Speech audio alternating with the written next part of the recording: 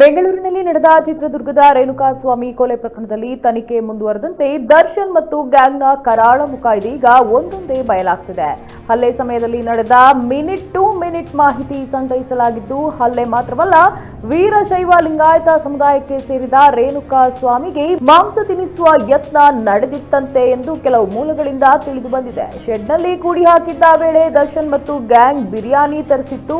ಈ ವೇಳೆ ಹಲ್ಲೆ ನಡೆಸಿದ ಬಳಿಕ ಆರೋಪಿ ದರ್ಶನ್ ರೇಣುಕಾಸ್ವಾಮಿಯ ಮುಂದೆ ತಿನ್ನುವಂತ ಬಿರಿಯಾನಿ ಮುಂದಿಟ್ಟಿದ್ರಂತೆ. ಒಂದು ತುತ್ತು ತಿನ್ನುತ್ತಿದ್ದಂತೆ, ಇದು ನಾನ್ ವೆಜ್, ನಾನ್ ತಿನ್ನಲ್ಲ ಎಂದು ರೇಣುಕಾಸ್ವಾಮಿ ನಿರಾಕರಿಸಿದ್ದಾರೆ. ಈ ವೇಳೆ ನಟ ದರ್ಶನ್ ತಿನ್ನುವಂತೆ ಒತ್ತಾಯ ಮಾಡಿದ್ದಾರೆ. ಈ ವೇಳೆ ರೇಣುಕಾಸ್ವಾಮಿ ನನ್ನ ಜಾತಿ ಕೆಡಿಸಬೇಡಿ ಎಂದು ಪರಿಪರಿಯಾಗಿ ಬೇಡಿಕೊಂಡಿದ್ದ.